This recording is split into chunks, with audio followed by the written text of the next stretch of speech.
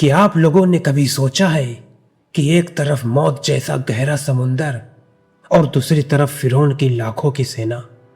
سمندر کے بیچ پھنسے لوگ ڈر سے کانپ رہے تھے۔ ہر کسی کو لگ رہا تھا کہ اب سب ختم ہو جائے گا، لیکن حضرت موسیٰ علیہ السلام نے کہا، میرا رب میرے ساتھ ہے۔ اور پھر ہوا ایک ایسا معجزہ، ایک ایسا چمتکار جس نے پورا اتہاس بدل دیا۔ مصر کی دھرتی پر فرعون نام کا ایک ظالم بادشاہ راج کرتا تھا۔ وہ خود کو سب سے بڑا اور طاقتور سمجھتا تھا۔ فرعون اتنا گھمنڈی تھا کہ اس نے لوگوں سے کہنا شروع کر دیا کہ وہی ان کا سب سے بڑا مالک ہے اور اسی کی عبادت کی جانی چاہیے۔ اسی دور میں اللہ نے حضرت موسیٰ علیہ السلام کو نبوت عطا کی اور انہیں فرعون کے پاس بھیجا۔ حضرت موسیٰ علیہ السلام نے فرعون کو اللہ کی طرف بلایا اور کہا کہ گھمنڈ چھوڑ کر کیول ایک ہی اللہ کی عبادت کرو۔ لیکن فرعون نے ان کی بات ماننے سے انکار کر دیا۔ اس کا گھمنڈ دن پہ دن بڑھتا ہی گیا۔ جب ظلم اپنی حد پار کر گیا، تب اللہ نے حضرت موسیٰ علیہ السلام کو اپنی قوم بنی اسرائیل کو لے کر مصر چھوڑنے کا حکم دیا۔ اور رات کے اندھیرے میں بنی اسرائیل مصر سے نکل پڑے۔ سبھی کے دلوں میں امید بھی تھی اور ڈر بھی تھا۔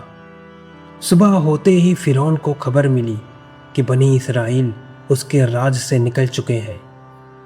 یہ سنتے ہی فرعون غصے سے بھر گیا۔ اس نے اپنی وشال سینا کو تیار ہونے کا آدیش دیا۔ کچھ ہی سمے میں فرعون اپنی سینا لے کر بنی اسرائیل کے پیچھے نکل پڑا۔ لمبے سفر کے بعد حضرت موسیٰ علیہ السلام اور ان کی قوم سمندر کنارے پہنچ گئی۔ اب ان کے سامنے گہرا سمندر تھا اور پیچھے فرعون کی سینا تیزی سے قریب آ رہی تھی۔ لوگ گھبرانے لگے اور کہنے لگے کہ اے موسیٰ، اب کیا ہوگا؟ اب تو ہم پکڑے جائیں گے۔ لیکن حضرت موسیٰ علیہ السلام نے پورا بھروسہ اپنے رب پر رکھا اور فرمایا کہ میرا رب میرے ساتھ ہے۔ تبھی اللہ کی طرف سے حکم آیا کہ اے موسیٰ، اپنا عصا سمندر پر مارو۔ جیسے ہی عصا سمندر پر پڑا، ایک ایسا معجزہ ہوا، ایک ایسا چمتکار ہوا جسے دیکھ کر ہر کوئی حیران رہ گیا۔ سمندر دو حصوں میں بٹ گیا اور بیچ میں سوکھے راستے بن گئے۔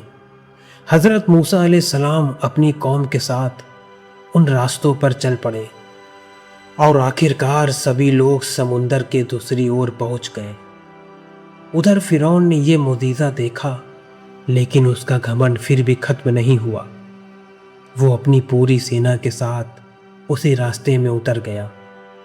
جب فرعون اور اس کی سینا سمندر کے بیچ میں پہنچی، تب اللہ کا فیصلہ آ گیا اور سمندر کی وشال دیواریں ایک دوسرے کی اور لوٹنے لگی اور کچھ ہی چھڑوں میں فرعون اور اس کی پوری سینا پانی میں ڈوب گئی۔ تو دوستو، یہ واقعہ ہمیں سکھاتا ہے کہ جب انسان اللہ پر سچا بھروسہ کرتا ہے تو سب سے بڑی مشکل بھی آسان ہو جاتی ہے۔ اللہ ہم سب پر سچے ایمان لانے کی توفیق عطا فرمائے۔